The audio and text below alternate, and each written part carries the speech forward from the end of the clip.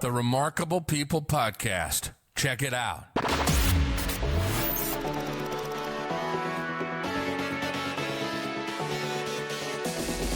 The Remarkable People Podcast. Listen, do, repeat. For life. Hello, friends. I'm David Pasqualone, and welcome to this week's episode of the Remarkable People Podcast, Season 4, Episode 68, The Christian de la Huerta Story. Christian and I had a great conversation that you are going to be part of. All of us can learn and grow from one another. And in this episode, Christian talks about his upbringing coming out of communist Cuba, the effects of socialism and communism on countries, his experience as a personal life transformation coach for over 30 years, speaking at TEDx conferences, writing books that Gloria Estefan wrote the endorsement for, right?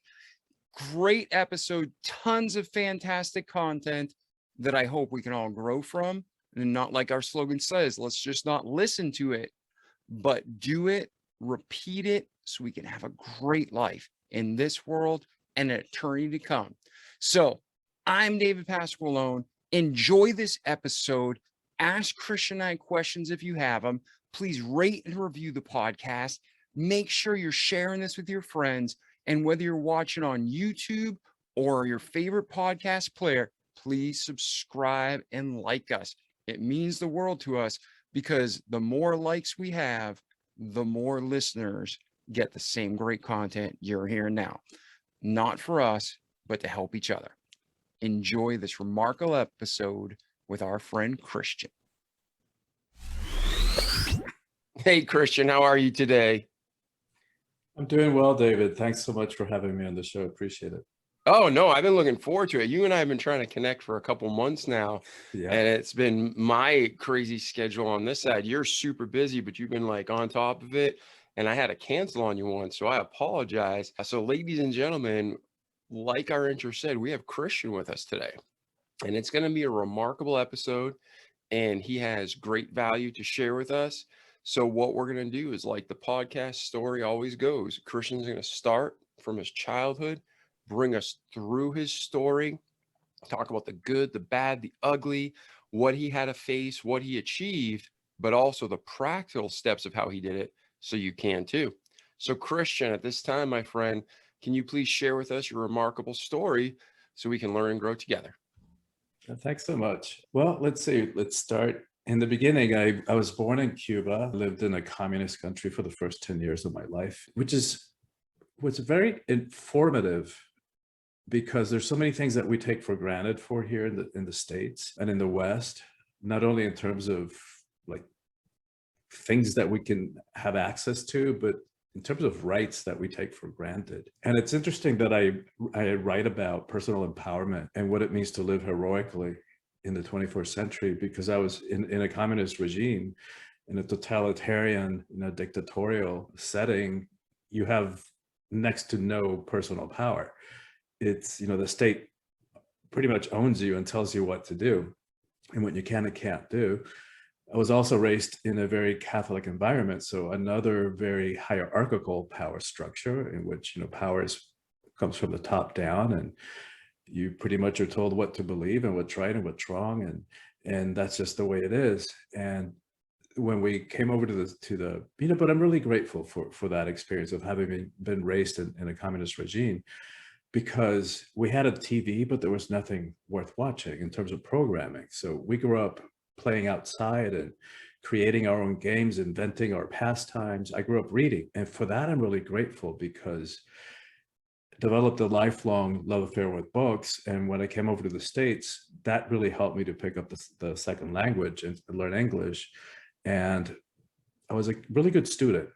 I was kind of shy, introverted, kind of painfully so, like to the degree, David, that I was in high school, I had pretty much a 4.0. I had a 1B in high school, and I didn't set out to do this intentionally, but looking back on it, I know that I got that 1B in my last year. It was a subconscious sabotage of my grade point average, because at that point, there was no way There was absolutely no way that I could have gotten in front of an auditorium filled with hundreds of people and delivered the valedictorian speech. I just wasn't up for that. And what's empowering about that story is that these days I speak all over the world. I've spoken on the TEDx stage.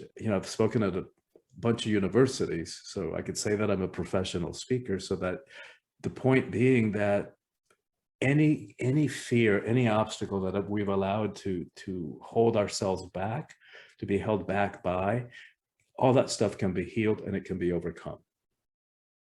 Yeah, isn't it crazy how your biggest weakness turns into one of your greatest strengths, right? Yeah. It's amazing how God does that. Yeah, that's interesting. And the other thing that's that I would also like to share about that could be supportive to your audience is that my adolescence was one long depression. Like I really didn't fit in. I felt different. I felt like there was something wrong with me. Like, many other adolescents also do. And these days, like no matter the details of my life, no matter the circumstances, whether a relationship works out or it doesn't, a project succeeds or it fails, in quotes, I never question my sense of self. I never question my self-worth. And that's also profound because having been working with people on issues like that, with self-esteem and self-doubt, self-worth, and how to transform like those insecurities into confidence. It's like, I know how to do that. I know how to support other people to do that because that in so many ways, that's the bottom line of what's holding us back. It's that self-made prison that we find ourselves stuck in. Now, do you think that isn't unique, that usually if someone is struggling with what you're struggling with like, fear of public speaking and shyness, there usually is some self-worth issue. So it is very unique. I don't want to jump ahead in your story and cut ahead and jump in, but where do you think that came from? Was that something that God innately put in you, or did your parents really give you value? Did they really support you, or were they unsupporting? Because that's unusual to have that kind of combination. Yeah, I think most people have self-esteem issues, and even with our parents, have very loving, very supportive parents. And I've also worked with many people who haven't. But it's just part of the growing up. The young minds that didn't know any better. Either we were told something by our parents or teachers in a moment of overwhelm, that just reacted and didn't know the effect of those words would have, or we misheard it. We took something on personally, like say, for example, our parents may have gotten divorced. And even though it may have had nothing to do with us, we took it on. Like, how could daddy leave? Didn't daddy love me? And then we misunderstand the words and actions and take them on, right? So the next step of somebody in that situation would be, it's like, well, what's wrong with me? Doesn't daddy love me?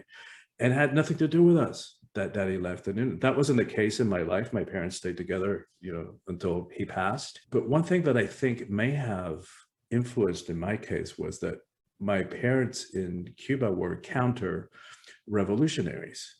So, they actually were conspiring in cahoots with the US to counteract Castro. And out of their pot of friends, most of them, they were the only ones who didn't, who weren't shot or who spent 20 years in prison. And from their perspective, that was only miraculous. But one effect that I think had on us as kids, even though we didn't really know what was going on at that point, but there was this implicit message of kind of don't let yourself be seen too much, right? Because there was real danger.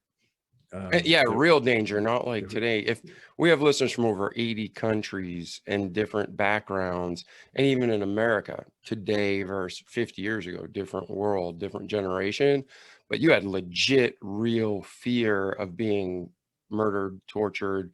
It's not like an American health club prison. It was bad. It was a real thing. Like, I'm not kidding. Like, even as a kid, I remember there was a close friend of the family who was in prison, who was a political prisoner. And I remember going to visit him in prison. I must have been, I don't know, 7, 8 years old. So it was a real thing. Yeah, a and it real thing. carries with you through childhood too into adulthood because you have that. It's so impressionable and it's so heavy as a child. That's not something natural you should be facing.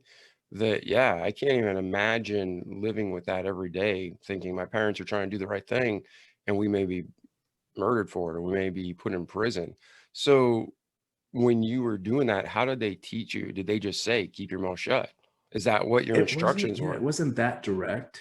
It was more kind of like an implicit. Like I don't remember them out saying anything directly, but it was the kind of thing that you just kind of picked up. Like I remember, like I mean, it's hard to explain what it's like to live in a communist country. Like here's an example. What's chewing gum to us here in the US or in the West? You know, nothing. We stick a piece of gum in our mouth and we spit it out and don't even think about it. We had it better than most people because we had, you know, my dad was a doctor and they had friends, my parents had friends who worked in foreign embassies. So once in a while, because of those connections, we got a pack of chiclets. I don't know if you remember the little chiclets. And Yeah, absolutely. because, you know, we were a large family, we were 9 kids, we split the chiclets between the kids and chew it all day. Then at the end of the day, we get a glass of water we put a little bit of water at the bottom, put a toothpaste in it and stir it up and put our gum in there so it'd be minty again the next day, and then hide it so my mom wouldn't throw it out. And keep it going, you know, for 2-3 weeks until she found it and threw it out. And it's just like one example of things that we take for granted here.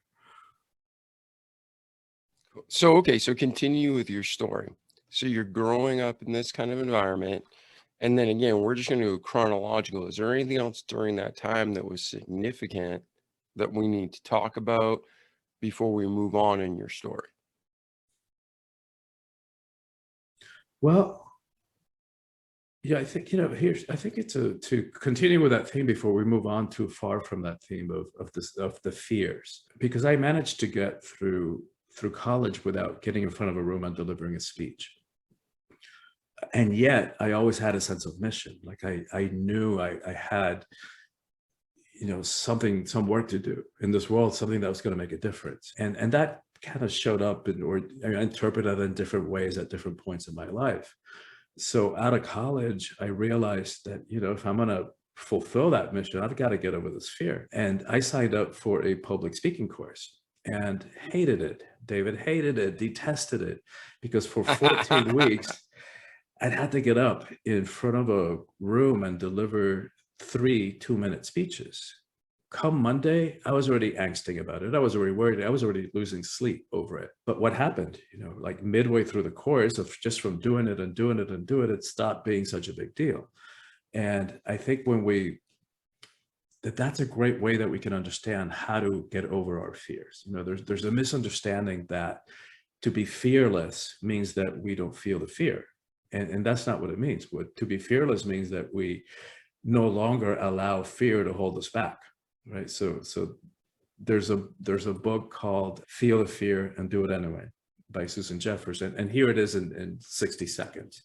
Imagine concentric circles. Like, so the center circle represents our comfort zone. So this is what we're comfortable now being in the world, being with other people, etc. Just like our comfort level. Every time we take a little step beyond and we stretch ourselves beyond that comfort zone. So we do something. And it could be a tiny, tiny thing, or it could be a huge leap. But we do something that's going to stretch us and put us in some degree of discomfort, of risk. And that means emotional, psychological. So we stretch ourselves outside of that comfort zone. And it could be a simple thing. It could be saying yes and going on a coffee date. It could be, you know, overriding our fear and going for the job interview that we don't know that we're actually quite up for. So every time we transcend that fear that keeps us stuck in situations that are not fulfilling for us and sometimes soul devouring, we stretch ourselves beyond the comfort zone. And the thing is that every time we take one step, it doesn't shrink back. So if we take even a baby step every week, imagine that. By the end of 52 weeks, our comfort zone is going to be way expanded. And even before I understood the concept, that's how I got over my fear of speaking, just doing it a little bit at a time. And like these days, when I get up in front of, you know, I speak to auditoriums, hundreds and a couple thousand people. And sure, like I feel butterflies right before I get on, but it doesn't hold me back. And as soon as I start speaking, they just go away. Yeah, and thank you for sharing that, Christian. For you listening, there's statistics all over the world. They've done multiple studies. There's people who on average fear public speaking more than they fear Yes. death, right? It literally is ranked higher. And for those of you listening, if you're watching the podcast on YouTube, you're seeing me smile a ton. And Christian, I don't want you to think I'm laughing at what you're saying, because I agree 100%. I grew up super American poor, and I grew up with no support and a really dysfunctional family. And I had a terrible fear You of too, public huh? speaking. But oh yeah, I was introverted until my senior year of high school, actually. And then when I went to college, I felt God was calling me to be a businessman. And I knew I'd have to speak a lot. Well, I got all the way to I did 2 years of engineering, and then I did marketing, the other 3, and got my degree. But I remember thinking, dude, you got to get over this. You're about to go into the world and you're going to have to speak for presentations. So nobody taught me this. It's just like, I really just felt like God saying, you got to do this. So I'm like, what am I worse at than public speaking? And I thought singing. That's the thing I'm like worse at in life. So in my senior year of college, I signed up. Actually, I take it back. It might have been, I had 2 senior years because I switched my major. But anyways, I signed up for a voice class, and all the people in it, it was like 20 women and 1 other guy. And they were all, that was their major, drama. And 3 times a week, I had to go in there and humiliate myself. But I tell you what, when that class was over, I had no fear of Wow. public speaking, because I mean, to this day, I still get nervous before I speak, but not that crippling nerves. Because I'm like, if I can humiliate myself in front of 20 beautiful women and the teacher and 1 of my friends, I can do Yeah, anything, yeah. right?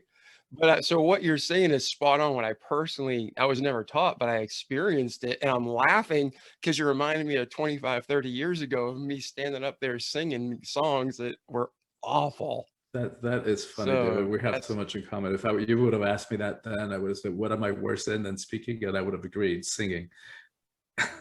yeah. What about the other thing I'm terrible at is navigation. I am horrible at directions. I can go to the same person's house 50 times and still need No, that I'm good GPS. at. I do have a visual memory sense of direction. Oh man, not me. If you put me in a city grid, find my way, no problem. But if you put me in the woods, I will die lost in the woods. It is just crazy. It's crazy. But go back to your story. But that's why, if anybody's watching the podcast, they're like, why is Dave smiling and laughing at Christian? I'm laughing at myself, because what he's saying is 100% true. Like, if you have a fear, face it and keep beating yourself up a little each day in a good way, and then you'll end up overcoming it. So thank you for sharing. Yeah, that, and I didn't take I took the smiling as understanding. Yeah. Okay, yeah. Well, Yeah, just in case, because another thing too is I mute my mic while you're talking. So if there's ever a delay between my response, I'm not zoning out. I'm just gonna push the button faster. Yeah, no, I appreciate that, and I So love cool. you sharing part of your story too. Yeah. That's how this podcast is, man. We're just friends, and our goal is to help each other grow and our listeners, and then they help us. It's just a beautiful community. So go on. So you're in school, you're public speaking, inch by inch, it's a cinch. You're eating the elephant 1 bite at a time. You're just taking it and growing. And then where does your life go from there? Well, let's see. So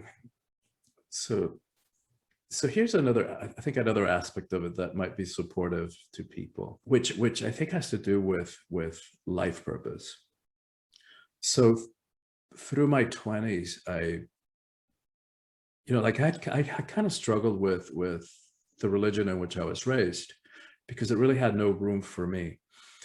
So like other people, I threw out the baby with the baptismal water, and throughout my 20s, confusing. I didn't know that I didn't know there was a difference between religion and spirituality, and that particular manifestation of that religion didn't match who I was.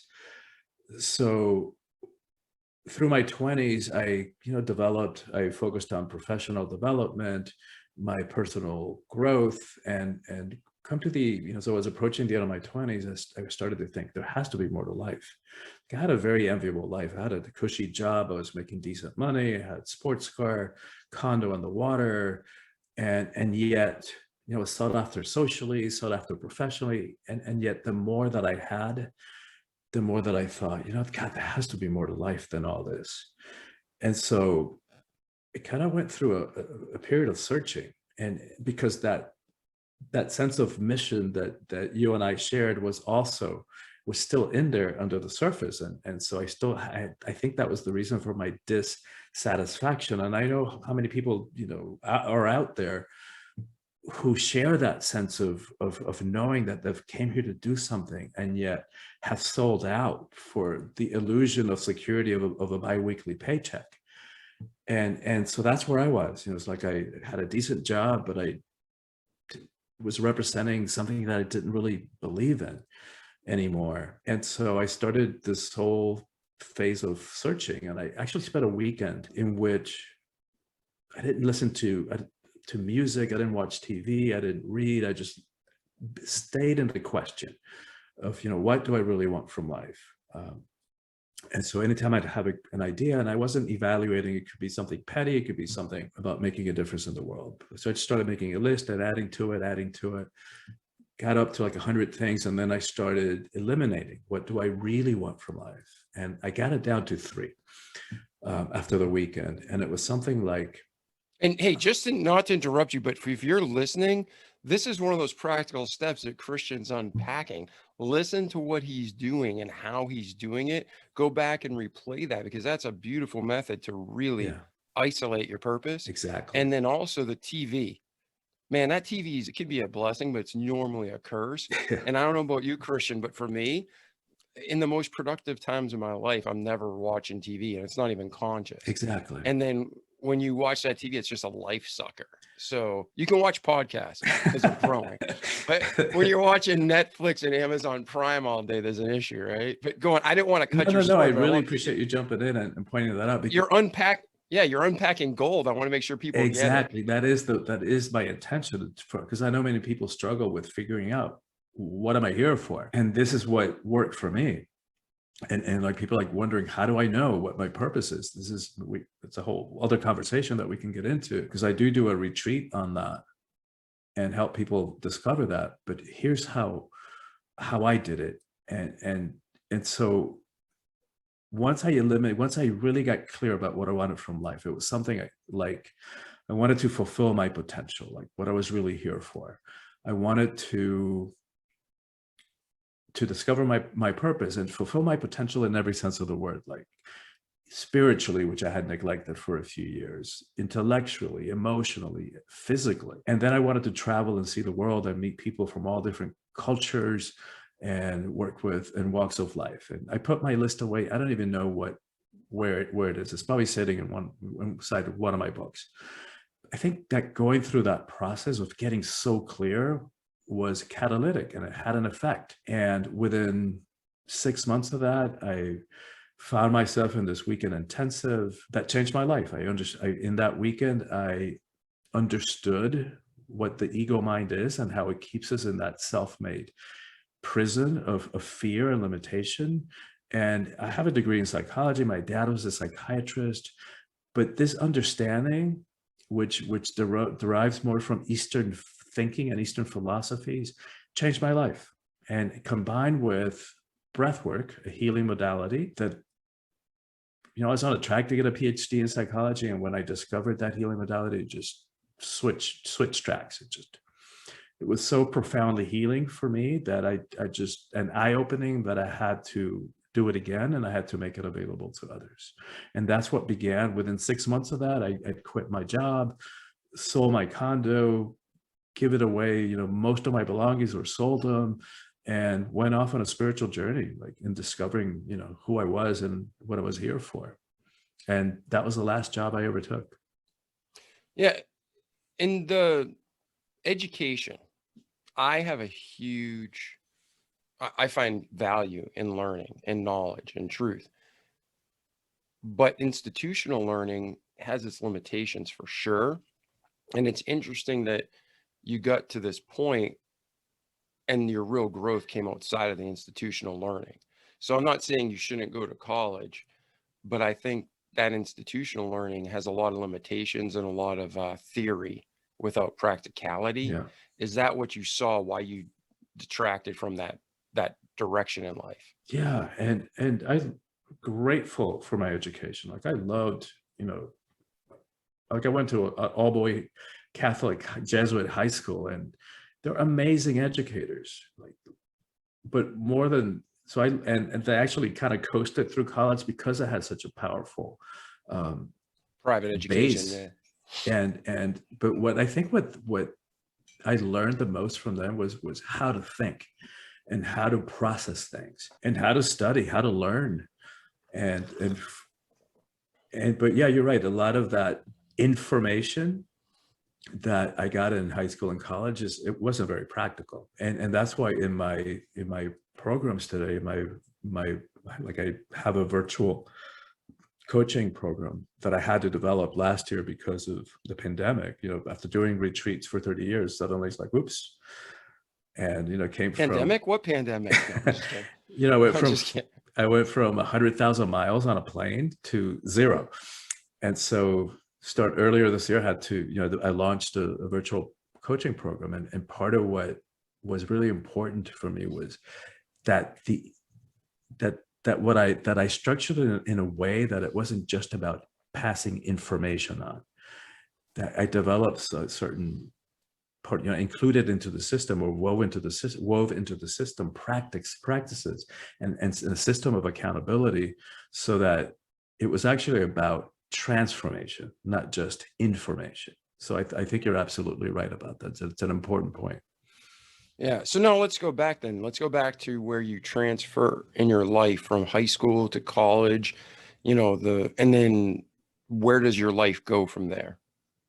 Well, when I went through that process of getting clear about it and quit my job and sold my condo, I went on this spiritual journey.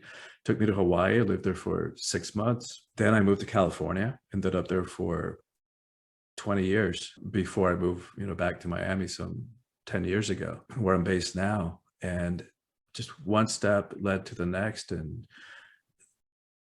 that's I started working with people in the arena of personal transformation. Started little by little, small groups, which led to workshops, which led to retreats. And that's what I've been doing now for the last 30 years, just traveling all over the world, teaching transformational experiences focused on relationships that actually have a chance at working, focused on personal empowerment and how we step into power in a way that's not about hierarchy, fear, control, force, domination, that doesn't require us to step on anybody, push them down in order to feel powerful. And life purpose, that's what we're talking about earlier. Like, how do we know our life purpose, and how do we remove the obstacles, how do we identify and let go of the ways in which we have been playing small and hiding our light under a bushel, and really stepping into what we've come here to do. And there's so many people, I heard like 70% of people are disgruntled in their, current life, and they're the walking dead. You hear all these terms and names.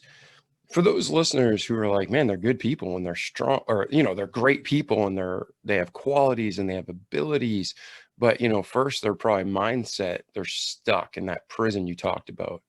And then they're like, well, I don't even know what to do. I don't know what my purpose is. How would you encourage them? What would be the first steps for them to take to emerge into living?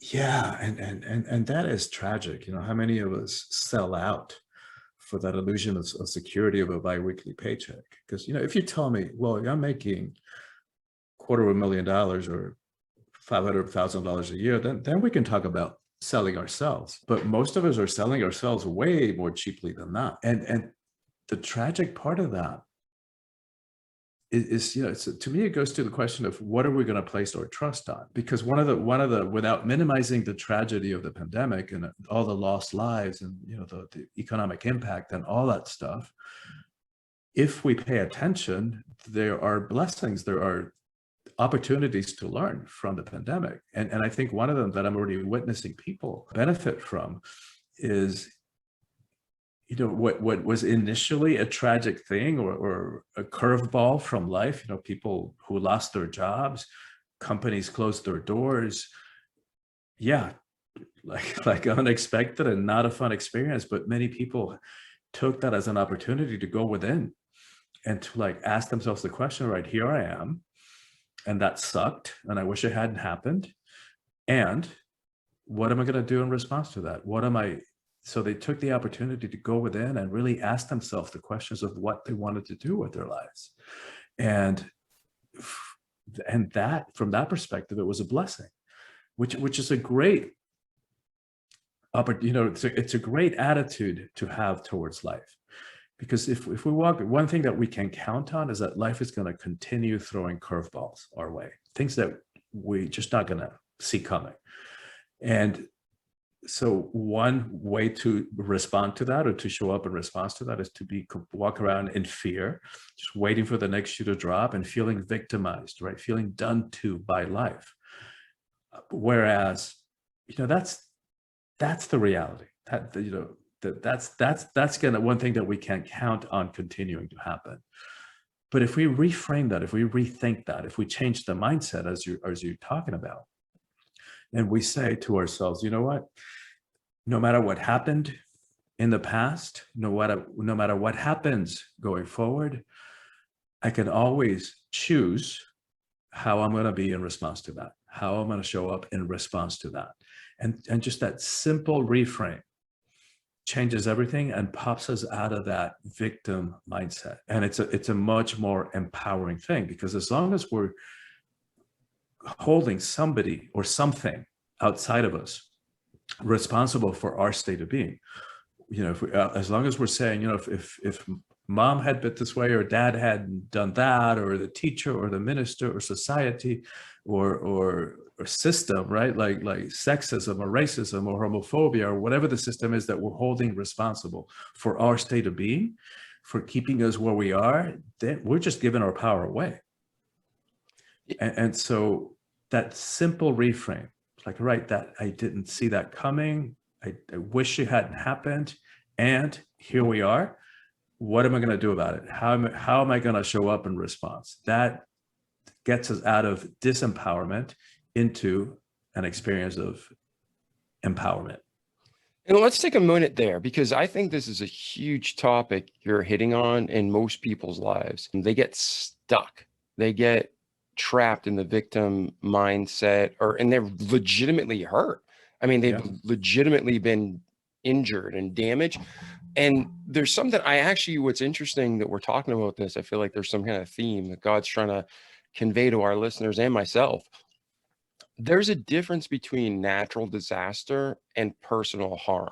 And what I mean by that is there's people who suffer, they got MS. Nobody caused that, but that's tough to accept, right? That's a physical battle that, bar a miracle, it's deteriorating their body, but nobody harmed them. But then you have other people that, their spouse had an affair, or, they were raped, and, that was personal harm. So the acceptance, there's a hurricane and you lose your home. Well, it's an act of just nature.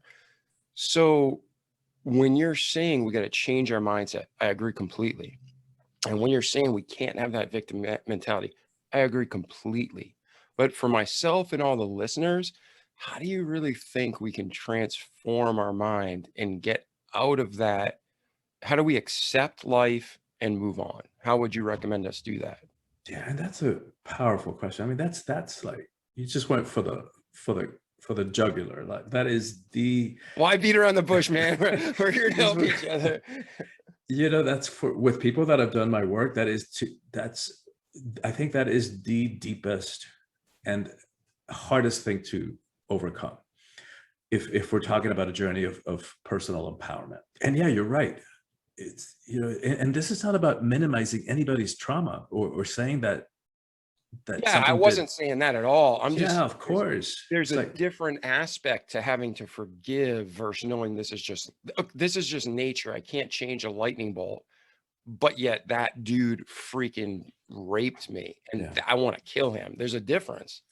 And you just pointed to the second big one, right? You just went for the other jugular, the other side of it, forgiveness, right? That's the other big one. But let's do the victim mindset first. So again, like stuff happens that shouldn't happen, and people I deal with people, like countless people over the last 30 years who experience the kind of stuff you're talking about, rape and sexual abuse. And I mean, those are the kind of curveballs that, illness, like a pandemic, like maybe a handful of people in the world predicted that this pandemic was coming. Most of us didn't. Far a majority of us didn't see it coming. And so that's the kind of stuff that I'm talking about. That stuff is going to happen that we have no control over. And one way to deal with it is like, oh my God, that sucked. And then we kind of use that as an excuse for keeping ourselves stuck where we are. The other attitude is like, like a Stephen Hawking, like look at what that man accomplished in spite of the physical limitations. That there's so many story after story after story of people who have overcome incredible obstacles and challenges. So these are exemplars for overcoming stuff. To me, the person who best exemplifies popping out of victim mode is Viktor Frankl, the Austrian psychiatrist who spent years in concentration camps, lost everything, like his property, his family. He couldn't use his education anymore, his practice, his pregnant wife, soulmate, profound kind of relationship. And being in a concentration camp, like being a psychiatrist, he would ponder, he started observing and studying why some people seemed to survive and others didn't. And he realized, the more he observed, that it had nothing to do with intelligence or education or socioeconomic status beforehand, or culture or physical strength or beauty. None of that stuff mattered in there. What seemed, in that sense, it was a great equalizer. What seemed to matter, what seemed to make a difference, the people who seemed to survive were the ones that had a sense of purpose. So it goes back to what we were talking about. So he wrote a book called Man's Search for Meaning. And I was blessed to hear him speak in my AP psychology class in high school, and before he passed. And one thing that always stuck with me, that is such a powerful way, is that guy, they took everything away from him, and we're never going to get what it's like to be in a concentration camp. There's no way for us to really get it, no matter how many movies we may have seen or how many books we may have read. Yeah, every human right is stripped from you. Every little choice, like we take for granted. Am I going to get up at 6:30, or am I going to snooze for 30 minutes? Am I going to have oatmeal? Am I going to have eggs for breakfast? Am I going to wear my red shirt or my blue shirt? And those are the minor choices, right? Not to mention the big ones. What am I going to do with my life, and what am I going to study, and am I going to get into this relationship or not? Nothing, right? Everything taken away from him, every choice taken away from him, except for one, right? And that's what he said. They could take everything away from me, except for one thing: my ability to choose how I'm going to be in response to that. Like, bam, right? And not to minimize anybody's trauma, but if he can do it there, in that setting, we can certainly do that in our lives.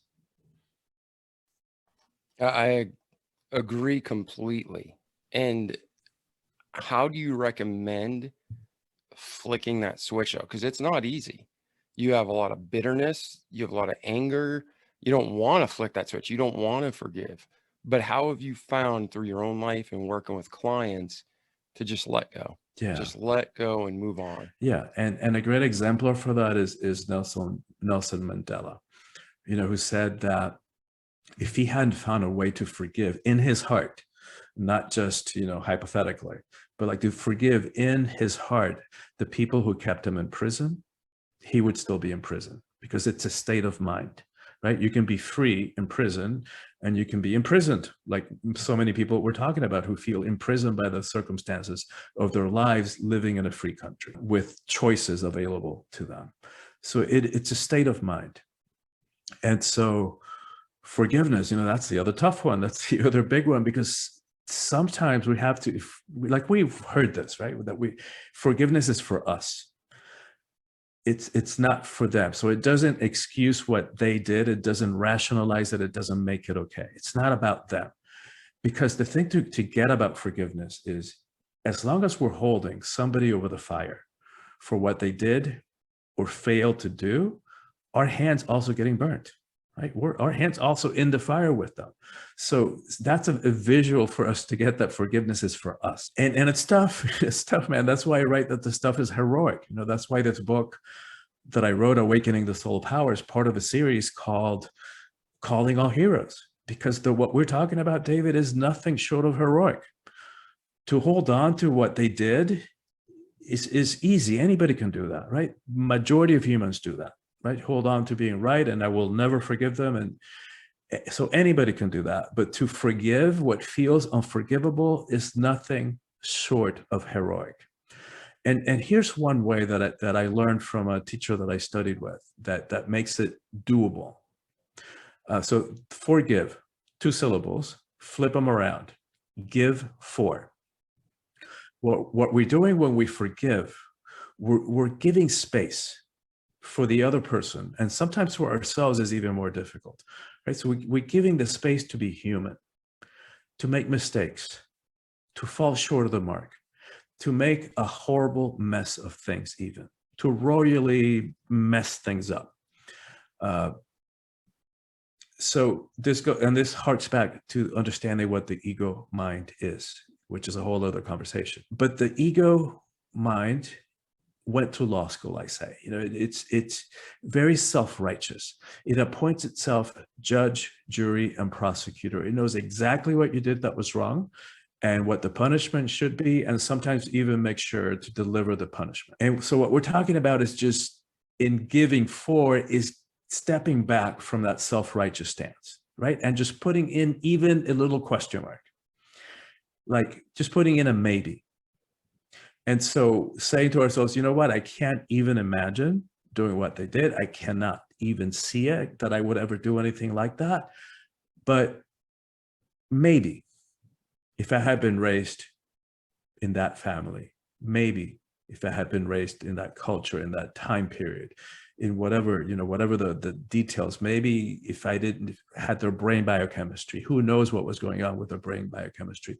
Who knows how they were raised, and their parents before them and their parents before them? Who knows what kind of trauma was passed on from generation to generation? Maybe I might have done the same. And just putting in that maybe begins to soften that harshness, that harsh judgment and self-righteousness of the ego. And again, just to say it again, it's not about making what they did okay.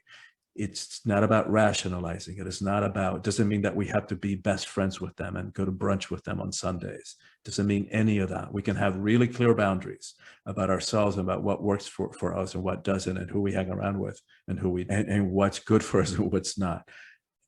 But from my perspective and experience, is forgiveness is the key to freedom. Yeah, listening to you was, again, it's very, very powerful. I felt very convicted. I mean, there's a lot that I struggle with because I am that person that it's like love, care about people, just let everything go I can. But when somebody does cross that line, it's like this just burning, just flame inside of me to get like justice. And it's like, that's not right. Justice is mine, or vengeance is mine, saith the Lord. And in my flesh, you mentioned that you're like judge, jury, executioner. So I'm here being convicted. So thank you. Convicted in a good way. I need to adjust myself. Yeah. But yeah, I know that when I had the most peace and joy in my life was probably in my late teens, early 20s. I would go back to thinking exactly what you said. No matter what somebody did to me, I would be like, there's a reason they did that. And every human is capable of anything. Like, Charles Manson, Adolf Hitler, some of the worst humans, on the planet that we talk about in society, you and I could have done the same thing. Our listeners could have done the same thing. If we were raised the way they were raised, we might have been worse. You know what I mean? So I'm not like you justifying anything they did. That was wrong in every way. But I know what you're saying. Until we walk a mile in their shoes, we don't know. Yeah, I love that. I love how you frame that. And here's the way to make it extreme. Like probably nobody listening to this podcast on improving ourselves and making a difference in the world would ever become a terrorist, right? Like to wrap our bodies in explosives and walk into the middle of the malls, like nobody here's about to do that. So it's, what's funny, just yeah. we have a huge Middle Eastern listenership. Interesting. So you could have people really struggling to find truth. So Christian may be speaking to you right now. Interesting. And I mean, and we have our own share here in this country too. It just looks different so far. And there can be terrorists all over the world. I wasn't just pointing out. Yeah. And there are. What I'm saying is that clicked when you said that. Yeah, and here's so right. It's really hard for us to get and to relate with a terrorist. But here's the thing: like, have we ever terrorized ourselves? Right, and that's that harsh inner judge, that critical voice inside that terrorizes us and drives us crazy, and it's so harsh and so cruel, and the things we say to ourselves we would never ever say to anybody else, right? So that's the inner terrorist, that's the ego mind, and so yeah, you can say it's not the same thing, but it begins to soften the judgments, like I would never do that. It's like, wait, depends on how we're looking at it. Yeah, that's good stuff. I mean, this is a good introverted to look I'm losing the word here. Introspectively. Introspectively, man. I told Christian, if you're listening before the podcast, I was up late working, so my mind's not firing on all cylinders today. Yeah. Thank you for finishing my sentence. I knew where you were heading at. Yeah. Yeah. All right. So continue with your story, brother. You're moving through life. You're developing, you're growing from your past to today. What have we missed that's significant to talk about that can free you, talking about publicly, can help our audience grow? What else have we missed through your past to today before we go into where Christians go in the future? Yeah, well, I've been living my purpose, living my mission for the last 30 years. And I'm glad I don't have to choose between an intimate, romantic connection with another human being, of a relationship. I'm glad I don't have to choose between that and my work. But if I did, there is no doubt in my mind. Like, I don't have to even consider it for a second. For me, that's what gives me a sense of meaning and purpose. And I hope that by now, the audience, your audience has lived long enough to realize that there isn't anybody out there that's going to make us happy. Right. And how unfair to put that responsibility on somebody else. Like, you are going to make me happy. It's like, wow, that's intense. That's an intense responsibility. And I also hope that we've all lived enough to realize that there is no amount of money, no amount of power in the sense of the way the world looks at power, which we can get into that conversation about power too. There's no amount of money, no amount of power, no amount of worldly success. And how often, how many more like successful celebrities, politicians do we need to see, witness, with all the power, all the money that you could have access to, and they're miserable, they're thin-skinned, they develop problems with drugs and alcohols and substances, they take their own lives, right? So I hope that we can learn from their example, that there is no amount of worldly stuff that's ever going to fulfill us. To me, what I've learned for myself, what fulfills me is when I'm living my purpose, right? And my capacity to love. Those are the things that I would encourage people to focus on. And that's all part of that introspection, right? Because that you were talking about, because there's no way that we can have any of that. There's no way that we can have relationships that really have a chance of working. There's no way that we can have a sense of personal empowerment, a life that's filled with meaning and purpose, unless we're willing to do that work of going within and figuring out who we are, what we like, what we don't like, what we're passionate about, why we do the things we do, why, understanding the patterns that sometimes, focusing back on relationships now, sometimes we get caught and stuck in these patterns of relationships that feel like sometimes it feels like, I've seen this movie before. might be with a different actor, but it's the same boring movie.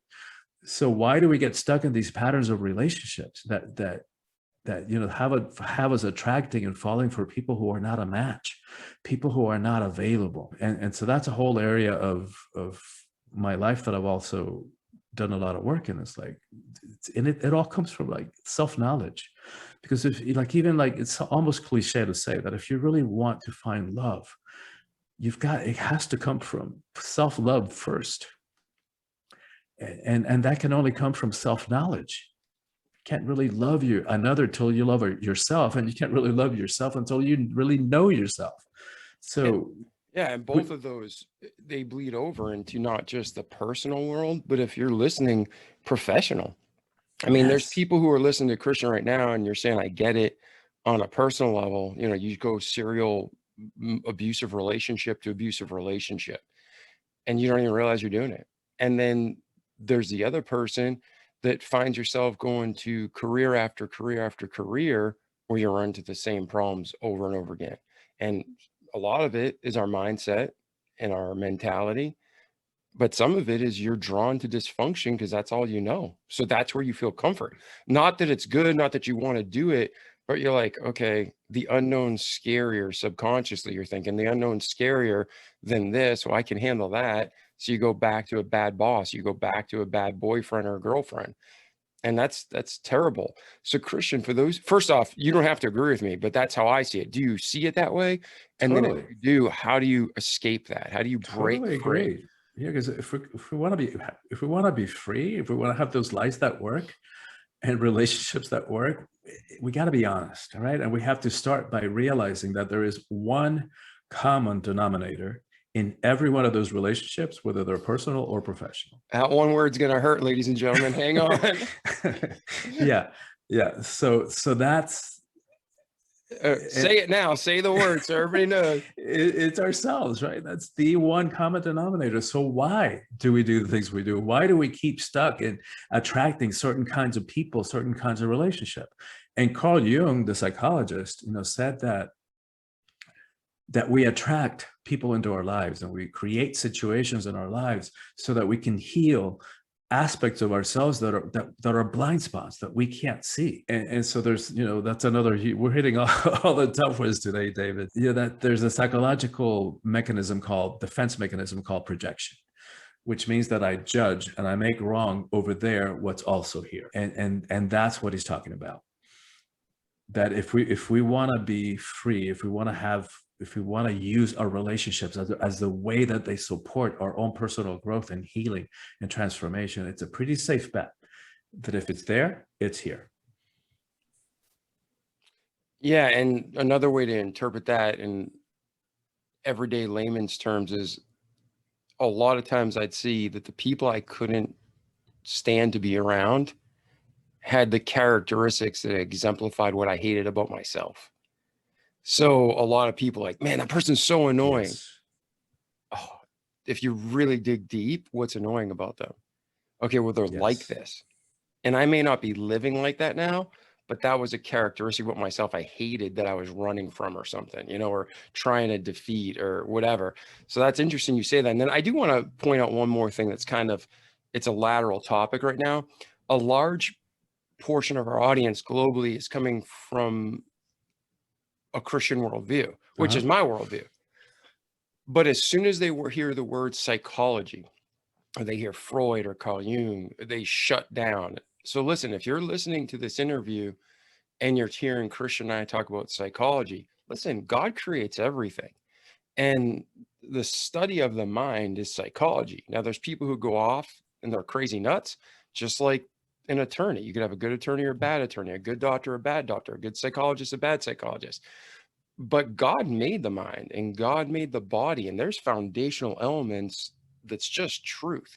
So when we're talking about psychology, like Christian, you said you have a degree in psychology. I went back and got a master's in psychology with a focus in executive leadership because I just wanted to understand people better. And I'm not saying I agree with everything. Christian's not saying he agrees with everything. But what we're saying is there's a lot of just basic human knowledge. And I always go back to this. If I'm building a shed, if I'm building a house, if I'm building a mansion, construction principles and practices, different scale, but all the same foundation. You start and you build the same way. So with psychology, again, we're not saying it's all real, it's all true, listen to everything it says, because that can go bring you down a bad path of life, and you're snoring cocaine and sleeping with your mother. But what I'm saying is there's a lot of truth that God made that everybody's pulling and taking from. So don't shut down. We're talking about certain things, research it. And like the Bible says, study to show yourself approved, a workman unto God that needeth not be ashamed, but rightly dividing the word of truth. We're always supposed to be studying, working on our own salvation with fear and trembling, meaning just finding our peace with God. Like, he's real, he's true, he never changes. And like Christian said early in their episode, he had a hard time with the religion and different, the Catholic Church and the way he was brought up. That doesn't mean God's changed. God's never wrong. God's never evil. God is love. And yeah, a man may make a religion and say this is how it is, but that's not God. And we need to make sure we keep that clear. God is love. God is good. And our relationship with him is what's right.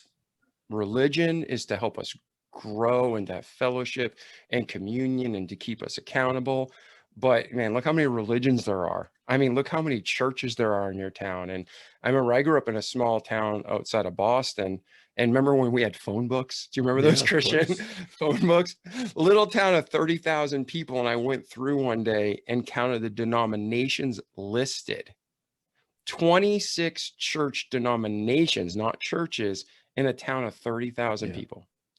So religion will almost always get you off the beaten path, but relationship with God never will. So thank you for all the topics you're bringing up, Christian. Keep going. But so you're going really going for it today, David. You're hitting all the big ones. Man, that's why I always say, listen to the show. It's not me. It's just you and us and God and our audience, and we're here to help each other grow, and it just gets better. So if you're not listening to a whole episode of the podcast, you're really missing out, because Christian 10 minutes from now is going to say even more valuable stuff. So keep listening. Yeah.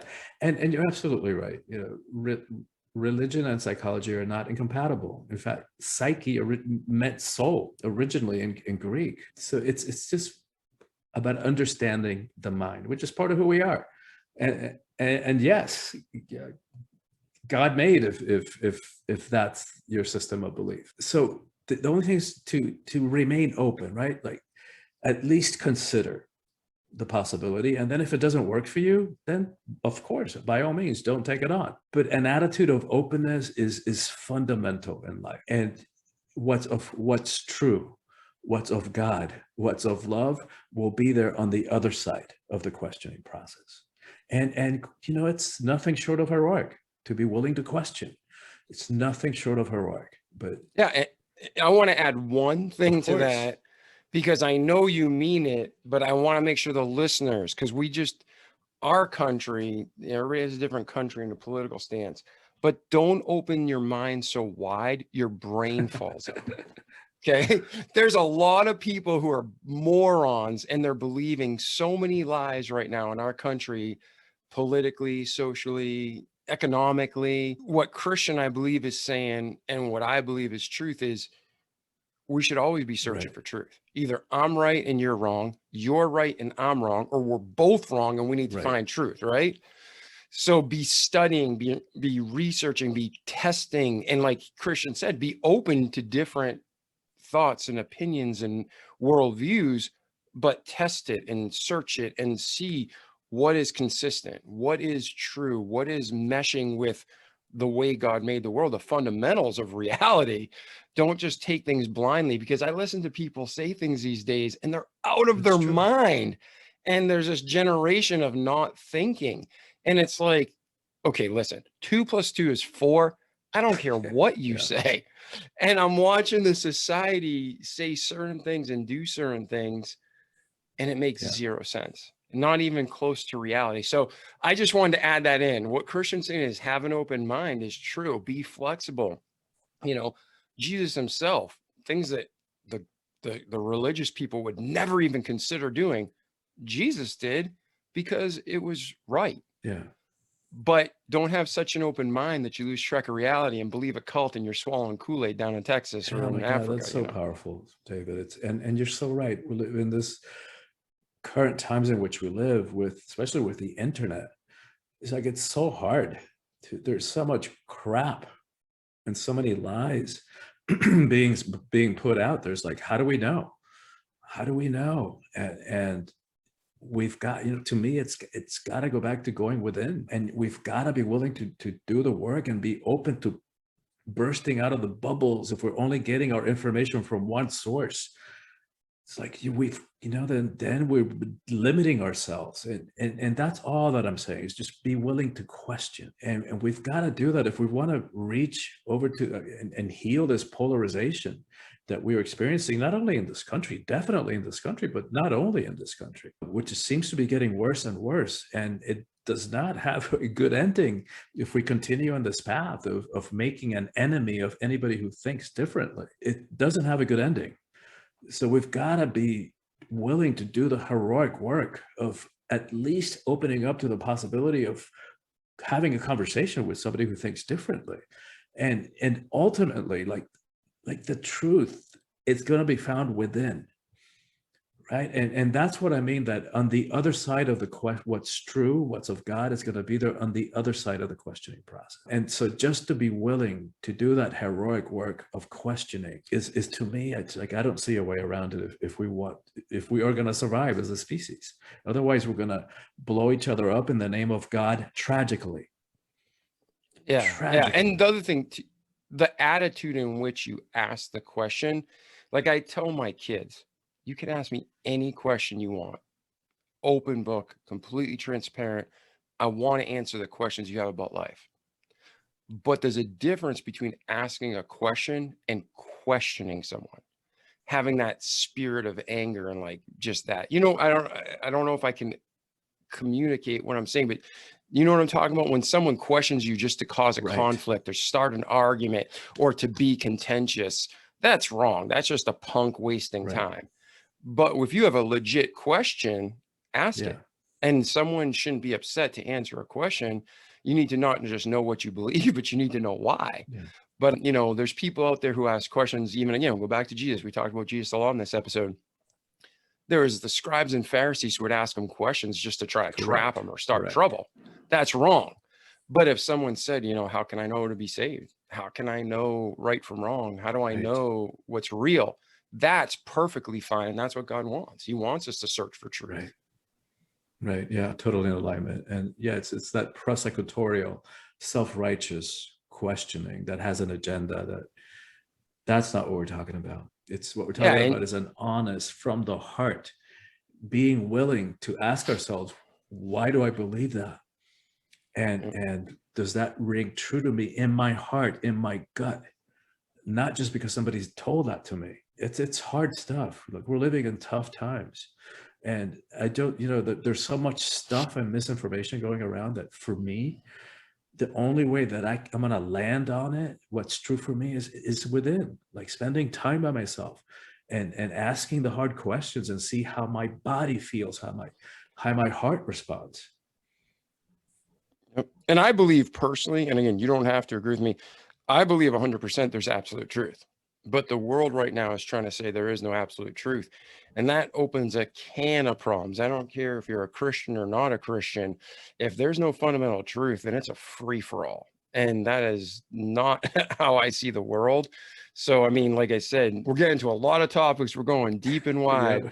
But let's get back to your story. We'll go back to your story. So where's Christian? First off, did we miss anything in your story or anything else you want to hit on with value? Like, did you like, no, I really think this is important? Or do you want to get into where's Christian today and where's Christian going? Well, I think it'd be supportive to your audience to get into this discussion about power, because that's I think most humans struggle with this question about power, and we have an ambivalent, conflicted relationship with power. So like we want it, and yet part of us feels like, oh, I don't know about this, and no wonder, right? Because all we got to do is turn on the news on any given day and witness at least one abuse of power, and add to that, combined with the fact that we've been conditioned to believe that power is a bad thing, right? With quotes like power corrupts and absolute power corrupts absolutely. So, and what good-hearted person wants to be corrupted or want to abuse others? Add to the mix the fact that we've been conditioned to believe that the emotions are weakness, that they're bad. We hate confrontation. We run away from conflict. And what happens is that we end up giving our power away. So that inherent God-given power that's inside each one of us, nobody can give it to us. Nobody can take it away. We are the only ones who can give it away. And the tragic part for me is that we give it away for lame reasons. We give it away and we settle for less. We play small for an illusion of security, for a false sense of acceptance, and for morsels, for crumbs of pseudo love. And the important thing to realize is that there is a way that we can step into power that is a match for who we are. And to realize, for example, that quote, power corrupts, was specifically addressing political power, like worldly power, not the personal power, interpersonal power, which is what we're talking about. But we confuse it all and we give it all away. It was meant to stress the needs for checks and balances. It wasn't meant to say that you can't have a position of leadership. Right. Yeah, it's like the separation of church and state. People, 98% of the time that phrase is used, it's used inappropriately. Correct. The founding fathers were saying the government shouldn't control the establishment, the established religion. There shouldn't be a church that controls the country. Right. But they were believers and they had moral ethics. And they said this Constitution's built on morality and God. And if you take that out of our society, our culture and our society will fall. But people are like using that and abusing that. Yes. To take morality out of the world and the schools and the politics, and it's craziness. It is craziness. Or to impose it. Yeah. Either take it away or impose it. Yeah. Yes. Ding, ding, ding, ding on the nose, right? Yeah. So if we're going to have a second follow-up episode on politics, because that's a whole other world. But go on. I didn't want to cut you off, but I did want to point that out. It's just people take a grain of truth and they twist it. And that's directly the model Satan's used since the Garden of Eden. Thou shalt not surely die if you eat the fruit off the tree. Well, yeah, physically you're not going to die, but spiritually we're going to die. So Satan's always taking a grain of truth and twisting it. And I had a friend he was in his 80s, and he looked at me one day, and I'm not from the South, and he's a true Southern boy. And he said, rat poison's 99% good food. And I was like, what? That's funny. That's yeah. hilarious. Have you ever heard that before? No. And I lived in the South for 3 years and in Georgia, and I'd never heard that. That's hilarious. Yeah. And he said rat poison's 99% good food. I'm like, what? He's like, there's only a little bit of arsenic in it. He's like, the rest is good food. Wow. And I'm like, damn, that's powerful. It like blew my mind. I was like, wow, that's really powerful. But yeah, so if you're listening, rat poison's 99% good food. It's only 1% of the poison that kills you. Yeah. Yeah. So keep going, man. Yeah. Yeah. So that's the reason that I wrote this book, is that there is a way that we can step into personal power that is a match for who we are, that doesn't have to corrupt us, that doesn't have to make us abusers, that doesn't mean that we have to push anybody down, step on them in order to feel powerful. And so that's why I write about worldly power versus spiritual power. And to be clear, it's like that's a whole other conversation that we can get. What is spiritual? Just to let people where I stand today in the category of spiritual, I'm profoundly spiritual. My whole life is driven by spiritual principles. I just don't belong to any particular organization. Now, define for our audience, how do you define spiritual? Because everybody might have a different, if I said the word church, yeah, every single listener, some will have a positive reaction, some will have a negative reaction. There's a difference between connotation and denotation. Denotation is a dictionary definition. Connotation is the emotional feel. So when you say you're spiritual, define that to the audience, what it means to you. That's a great question. So here's how one way that I look at religion and spirituality. Religion comes from the Latin root religare, which means to bind, to rebind. For me, in my experience with the religion in which I was raised, that felt restrictive. And again, it didn't have room for me. Spirituality, on the other hand, comes from the Latin root spirare, which means, it's interesting. What's interesting about that root, that from that same root, we get both respiration and inspiration. So in many spiritual traditions, the same word can mean breath or spirit. And in many of the sacred texts, there's that image of, the breath of life, of God gave them life through the breath. So for me, spirituality is more about that. It's more about my own personal experience, about the living breath inside me and my personal relationship to it. And so I take, I respect them all.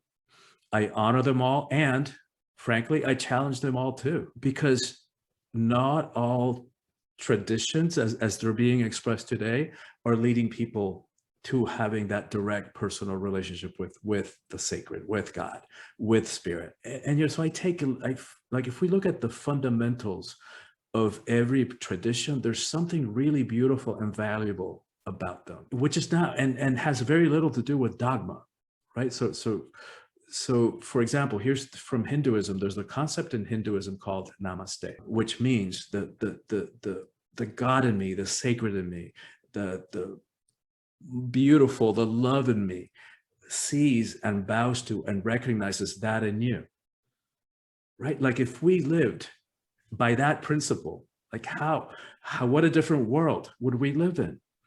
It's like, if I see that in you, how can I steal from you or harm you or rape you or invade your country? So it's a very different perspective. And so I've spent time in this question of what it means to me. And for me, the spiritual part is my own piece of sacred real estate. Like if we are going to believe, what they tell us, that God is omnipresent, that God is everywhere, then that means that God is in every one of us. So that's what spirituality means to me. It's getting in touch with that in me, and how do I live by those fundamental principles. Yeah, it's kind of like, I guess, if this is new to you, I'm closing my eyes because sometimes I think better with my eyes closed. But again, Christian, tell me if you agree or disagree with this, but if you had a man who went out and had 30 kids, those are all his kids. That's his flesh and blood. But now he needs to spend time with each of those kids to have a relationship. So you could have the genetics, you're born and you're of the creator, you're of the Father, but you need to have that relationship now to have that closeness. Is that a good way to put it? Or would you disagree with that? Well, and I'm not getting the connection. Are you saying that each one of those 30 kids is a religion? No, like God created us all. Right. Okay. So we're all God's creation. So like those 30 kids are all that earthly father's creation. Okay. But now to have a good relationship and to have fellowship and to have communion and to have that joy and that peace and that love, we need to spend time with one another, and we need to trust the Father, and we need to be in fellowship with him. And, if we want, that's what I'm saying. Like, just because you have 30 children doesn't mean you have a good relationship with them unless you spend time together in fellowship. Yeah. And there has to be that acceptance, like the trust. Yes. And we've got to get beyond this hatred of each other and fear of anything that looks or thinks different than we are, or expresses love differently than we do. Because that's what we're risking. That's what we're getting stuck in, this tribal way of being human doesn't have a good ending. So, it's what I call the theological pissing contest. My God is bigger than yours. And it's like, how many times do we need to see that this doesn't lead to a good place? How many more religious wars do we need to experience? And to me, that is an abomination, because God is not about that. God would have nothing to do about killing each other and fighting each other in his name. It's like, no, I refute that. That's not the God that I know. And a lot of times I think you'd agree that's the man side using God's name as an auspice for their evil. It's like they're saying, I'm doing this in the name of God. but really they're doing it in the name of selfishness and greed. And I don't think whether you're a believer in God, like whether you've trusted him as your savior or whether you're an unbeliever, I don't care what religion you are. I don't think there'll ever be a time where there's not conflict on this earth. Men will always be, men meaning mankind, will always be greedy. They'll always be wanting more. They'll always be selfish until, you know, God comes home and we have a perfect world reestablished. I think you're right. We need to fight for that world. We need to be part of the solution, not the problem. We need to love each other.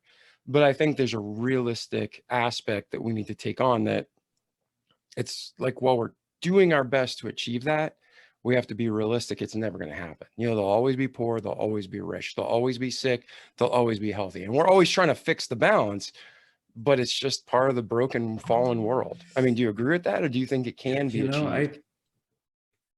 It's really hard to see how it could be, but I have to believe that it's possible, and that's what we're working towards. You know, heaven on earth. I have to believe that there is a way that we can find a way to live with each other in spite of our superficial differences. And you know, the tragic part, what really saddens me, David, is that we share 99.999% of our DNA. So we talk about different races, that doesn't even cut it. There's not enough DNA difference to be considered a different race. I'm a racist completely. I mean, I'm just being honest. And I have a t-shirt that says 100% racist because I love the whole human race. There's only one race. When anybody, only one race. Thank you. I scratched that out. It's like, what race are you? I put human I love on that. every form. Because you're a freaking moron if you think there's more than one race. And I'm just gonna be blunt. Wake up. This is one of those societal things.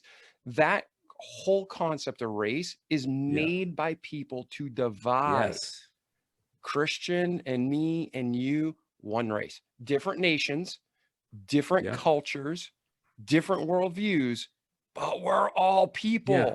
I'm gonna start doing that, by the way, crossing it out and putting human. Yeah, I do it every single time. My daughter got mad at me she blew her knee out, and I crossed it out. It's like, what race are you? I'm like, human. And then asked the next question, like, what are you, like white, black, purple, blue? And I'm like, tan.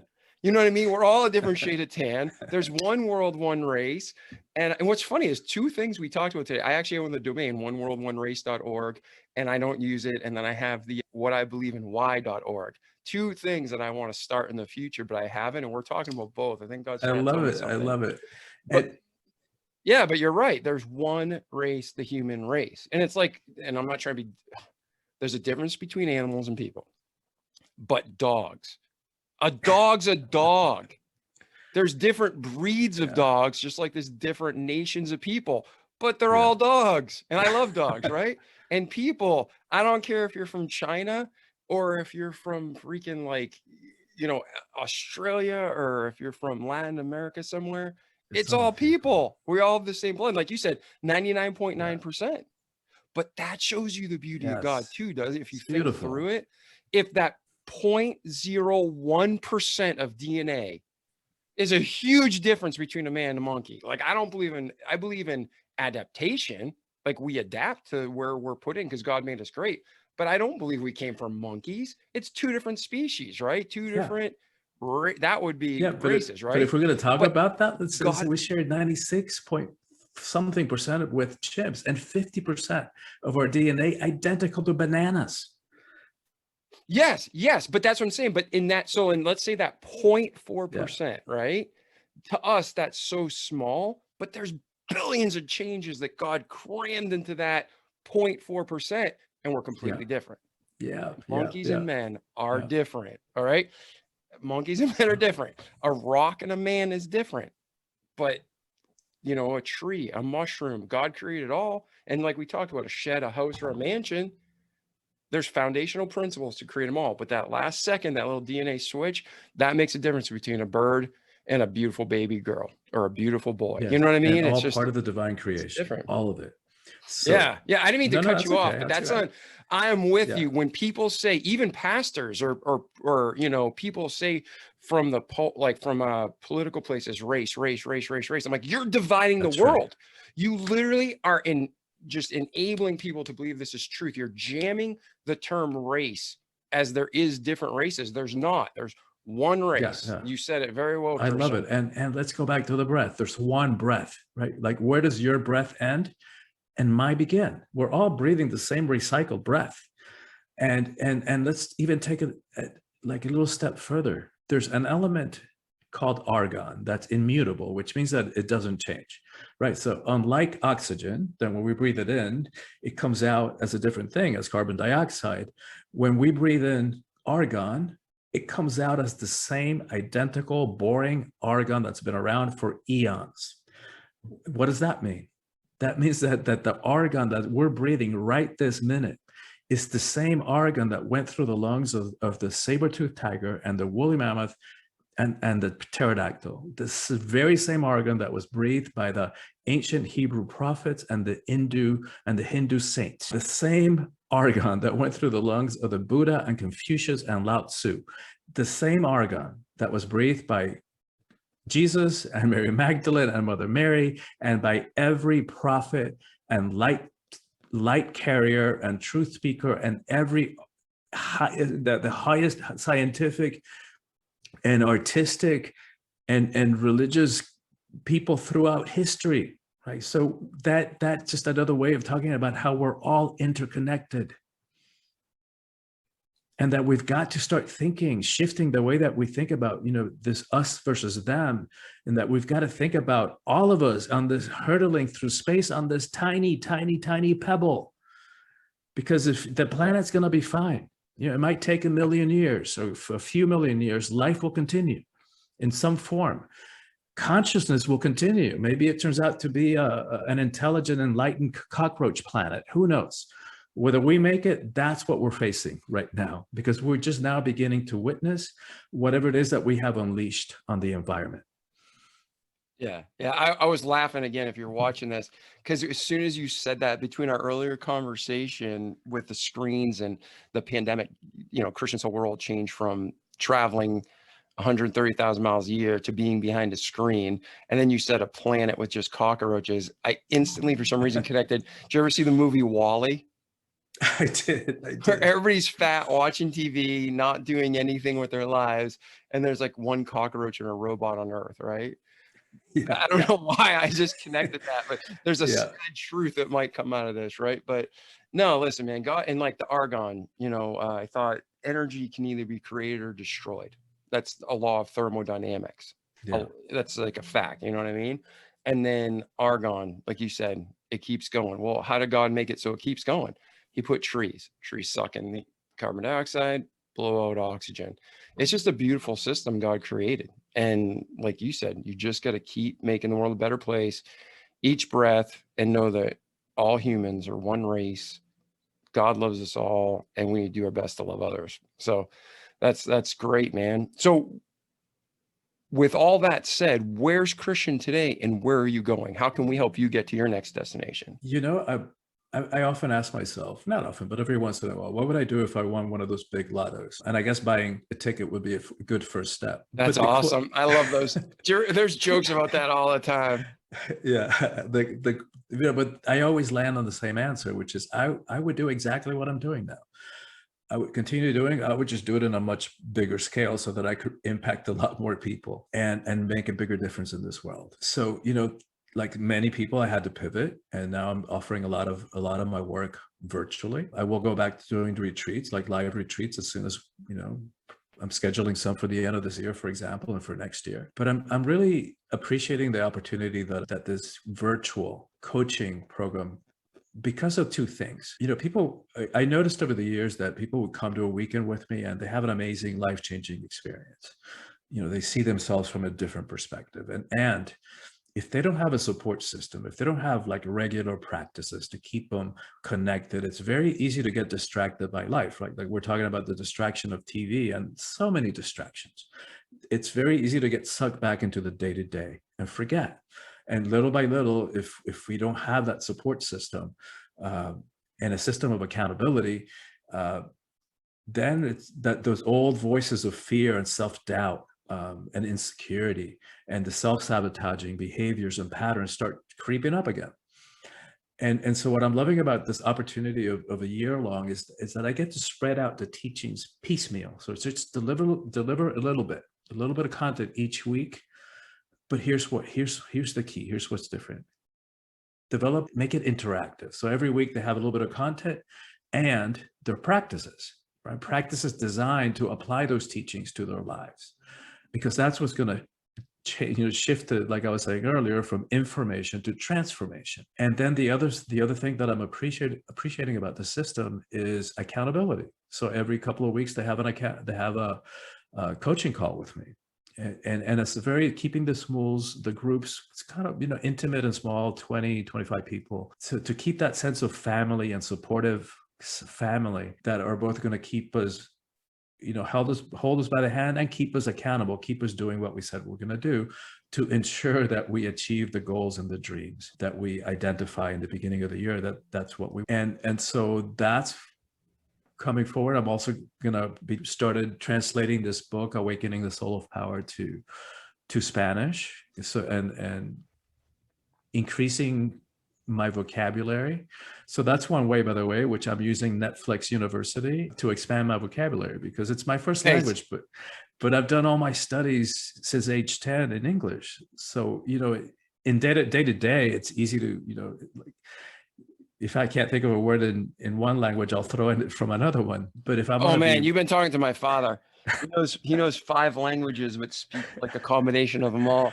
Yeah, it can be messy. Yeah, but if I'm going to be doing podcasts, for example, in Spanish, I can't do that. I've been intentionally doing these Spanish speaking series from Spain and Mexico, and I do it intentionally. Like, I'll pause and what do they say again?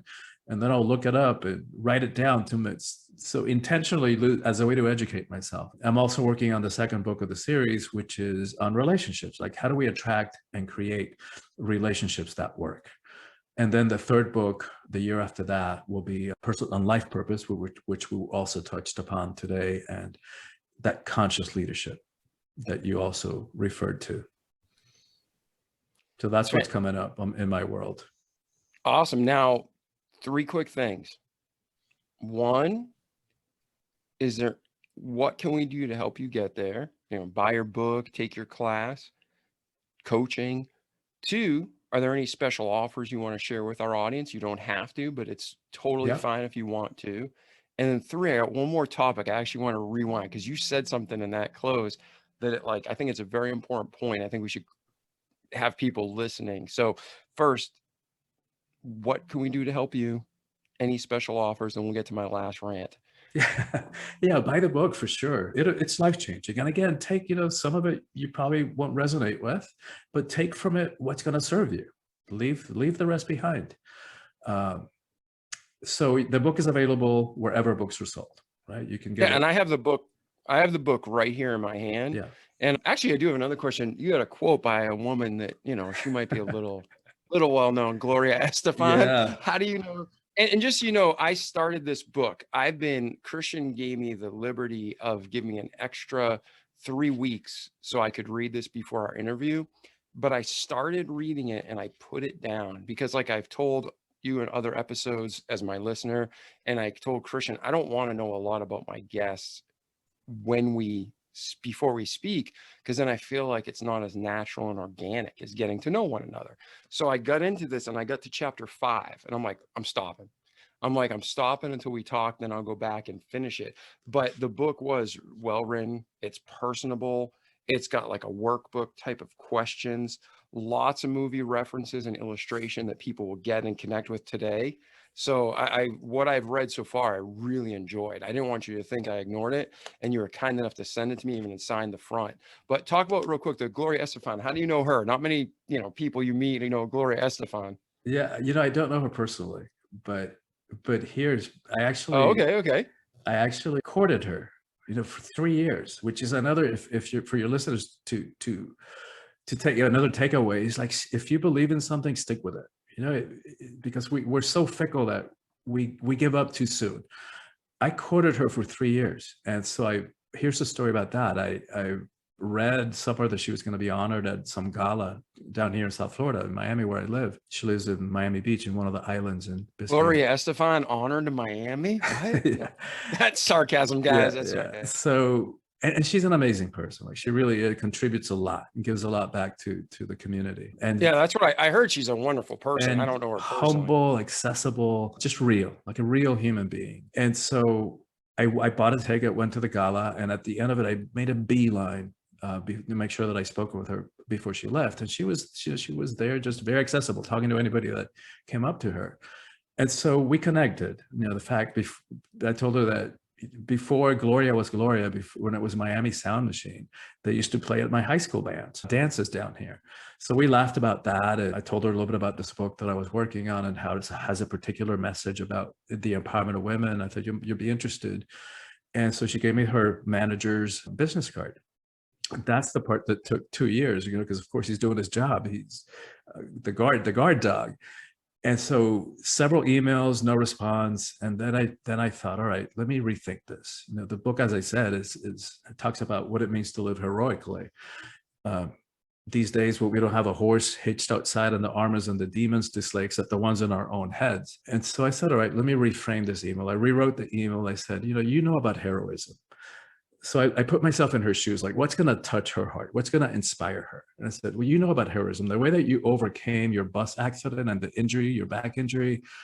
You may not think of yourself as heroic, but it has been a source of inspiration for millions of people across the world. And then I did some research and found out that her dad had been a counter-revolutionary like my parents.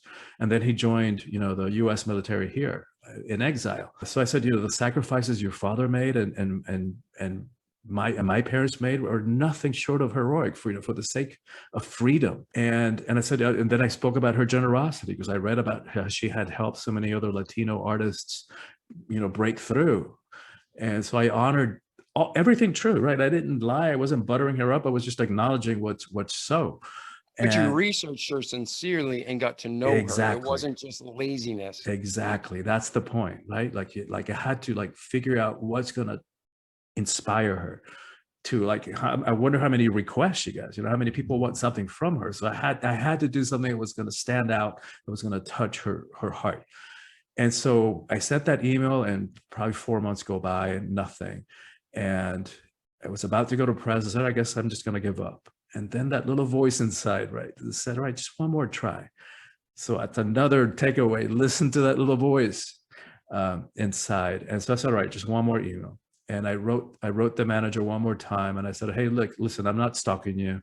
I just want to make sure you're getting my emails. And I have to go to press. And then this time he wrote back. And within the hour, he said, look, she's about halfway through your book and she's loving it. And can you give us another week? And of course, we would have given them another month. Yeah. Take all the time you need. Yeah. So that's the point, right? If you have that sense of belief in what you're doing, don't give up. Persistence does pay. And so to go back to your other question, the book is available at Amazon, at your local bookstore, wherever books are sold. Get the book. It will change your life. And again, you don't have to believe everything that's in it. Just take what works for you. Yeah, you and I don't agree on not. everything, and we never will. No humans Of course will. not. If you agree with everything somebody says, there's a major problem in your thinking. Exactly. I mean, seriously, if everybody is like, yes, I agree, you're probably in a cult. Get the hell out. So, you know what I mean? You want to make sure that you have healthy conversations. But go ahead. And then now special offers. Oh, yeah. Offers, so yeah, right? if they sign up if they go to my website, which is soulfulpower.com. And we'll put a link in the show notes too. Thank you so much. And if they sign up to be on my email list, which, we all know how easy it is just to click on unsubscribe if it doesn't work for you. But if they do that, they'll get a sample chapter. They'll get some of the power practices that you were talking about that, designed to make a difference in our lives, to apply the teachings to our lives. And they'll get a recorded lesson about trust, and which goes back to what we were talking about earlier. Where are we going to place our trust? And in a guided meditation about helping us to trust in these crazy, chaotic, uncertain times in which we live. That's awesome. Thank you so much. And so for our listeners, check that out. Go to Christian's website, or you can check out the show notes if you don't know how to spell it. Click on it and we'll get you there. All right. So I got one more point I want to make, see if you agree or disagree, because I think this is huge. We live in a cancel culture, and I think this is mega unhealthy. And you mentioned something that, like, sometimes we don't get along with people, but I think that's important, because we need to be able to say, okay, where are they coming from and why? Or why are they the way they are, even if I can't stand them? Because I've personally found, and I'm not kidding, I can think of two individuals from back in, our childhood and high school. We hated each other. Fist fights, bats. I'm talking head slammed into cars. Wow. And to this day, we've been lifelong friends. Wow. And yeah, like one guy, he's in my will. So if I die, he handles all the money for my children. And for 4 or 5 years, we would like punch each other and hit each other with rocks. And I mean, violence and hate. Amazing. But the thing is, I believe that everybody's in our life for a reason. The good, the bad, the ugly, right? But in this cancel culture, like, I don't agree with you, so I'm going to defriend you. I'm going to shut you down. Oh, you shouldn't be on Facebook. That's not a fact. That's not a fact check. I hate fact checkers. I think not the people, but the whole concept. Like, okay, listen, if you're not thinking yourself, if that's a fact or not, there's an issue there, right? And it's all part of this cancel culture. So I think there's a huge importance of having people who don't get along with us, because that challenges us to know who we really are, what we believe and why. And maybe we're wrong. Don't want to say that, right? Maybe we're wrong about something. So what are your thoughts on that to close this episode? Do you think it is important? I love the way that you just framed that, David. And the humility that's implicit in that. I don't remember if it was when we talked, before we started recording, or we spoke when we first connected a few months ago, whether I read this on your website. But you said you described yourself as a self-appointed guinea pig for anything you promote. And I thought, wow, that is such an attitude of openness and humility, right? That what's implicit in that to me is just the willingness to at least consider it, at least look at it. And that is to me, such a healthy attitude. And that attitude is what's going to help us get over these superficial differences that keep us separate. And at some point, we got to ask ourselves, who is benefiting from keeping us separate and at each other's throat, right? Because that also relates to power, to the conversation about power, which is a huge conversation that, we didn't have really time to get into today. But yeah, it's like, I just wanted to honor that in you, and that is the opposite of cancel culture. It's like, yeah, you're going to disagree with people, but sometimes, like, I love that example that you were talking about. Sometimes the people that get our goat are going to be our greatest teachers. Yeah. And if we just have the humility to ask ourselves, how do I do that? Right. And what they're doing, like, really bugs me. But guarantee you, if the more that whatever they do is bugging us, we're doing that too in some way, and it could be really subtle. It could be in relationship to self. But if we're willing to shift that, and just, rather than cancel people out of our lives, cross them out of our lives, because I think that is a modern day crucifixion. Like, I don't like them, I hate them, so I'm going to cross them out of my life. And if we continue doing that, we're never going to get over this, and we're never going to be able to find peace in this world. And call me an idealist, a hopeless idealist, but I believe that somehow we can do this. Yeah. And first off, thank you for your kindness. That means a lot. I mean, I really appreciate you. And then going back to our topic, yeah, like, if someone doesn't agree with you, now I want to make the distinction too. If you have someone because you're a professional Christian, I'm a professional, but we're also humans, and it's not separate, it's together. But if someone's in your organization and they're unethical, okay, I'm not saying accept unethical behavior. Right. I'm not saying accept immorality. But if someone's a little belligerent, like, okay, I'm going to bring it up just straight up. I don't care if you're Republican or Democrat or conservative or liberal. Okay, Donald Trump. He's a polarizing figure. You may love his personality or you may hate his personality, but I don't care about the personality. I care about the character and the action. So if someone doesn't like I know a lot of people are like, I love the decisions Donald Trump made in office, but man, I can't stand his personality. Okay. Well, look at actions speak louder than words, and some people are annoying. That's it. That's all there is to it. You got to take the good and the bad. But the thing is, like with what we're talking about with cancel culture, if you're not watching this podcast right now, Christian behind him has a piece of art. It's a beautiful piece of art. I don't have that brain. I am not an artist.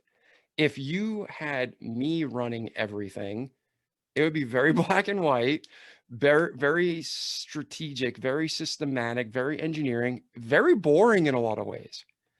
You wouldn't have beautiful art. And then if you had an artist do everything, you'd have these gorgeous buildings, but they'd fall apart because nobody engineered them right. So we need all types of people and all types of thought process. And if you look at anything, when you have conflict, it makes it stronger. You break a bone, what happens to your arm? It's stronger. You have in construction, you know, when sometimes the materials crack, they actually heal like a human body and get stronger. So we got to have conflict. And if you work out, right, you go to the gym and you lift weight and it tears little muscles. Well, then the muscles heal stronger. So listen, stop being such a weirdo. Stop being so weak. Stop being so freaking like, I don't know. How would you describe it, Christian? I'm not a nice guy. I'm like very self-righteous, you know? Yeah, self-righteous or living in a bubble, believing that we've got all the answers. Nobody has all the answers. Yeah, and don't be like, oh, they offended me. Dude, you know how much everybody gets offended. Just get used to it, man. If you're not being offended on a daily basis, you're living in a bubble. I mean, that's just all there is to it. So listen, I'm not saying offend people. I'm not saying it's right to be offended, but don't be freaking surprised, man. If right now I say something that's offensive to Christian and he says it to me, we should call each other out on it and then move on with life. And he can punch me in the face and be like, later, hey, damn, that was a good hit. Want to go have a cup of coffee? I mean, it just suck it up, Buttercup, and let's go on with life. And again, well, I'm not. David, I mean, I really honor you because, you know, and we spoke about this before we, you know, both agreed to be on the interviews. Like, we know we're not going to agree on everything. And yet today we've had a great conversation with beautiful back and forth and beautiful, you know, different aspects of the prism through which to look at the human experience. And value to help people. Yes. We're both driven by that, right? So what are the points of commonality? You and I are both come from that place of love and service and wanting to help others and to make a difference in the world. And we do it the way that we best see fit. So thank you so much for having me on the show. Thank you for you know, the openness to entertain the possibility of differences. I had loved our connection, so appreciate the opportunity and loved our conversation, and thank you for everything that you do and for who you are. Oh no, man, same thing, man. It's been fantastic. I look forward to continuing the friendship. And, you know, to my listeners in the remarkable community, to your listeners, you're going to pick this up. They're like, oh, I want to know more about Christian.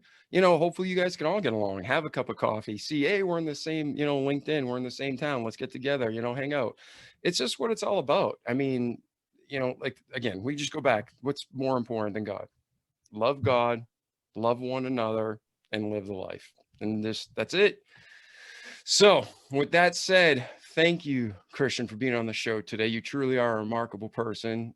Ladies and gentlemen, like our slogan says, don't just listen to this content, but do it each day. Repeat it so you can have a great life in this world and an eternity to come. We love you. I'm David Pasqualone. This was our friend Christian. Enjoy this remarkable episode. Check out his book. Check out the special offer he offered you. Check out the sponsors that support the show to keep us on the air. God keeps us on the air, but he uses them to pay the bills. And go back, listen to our other episodes, and then be ready for next week. We love you. We'll see you soon. Ciao. The Remarkable People Podcast. Check it out.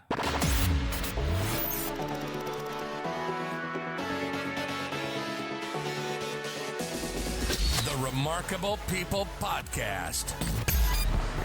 Listen, do, repeat. For life.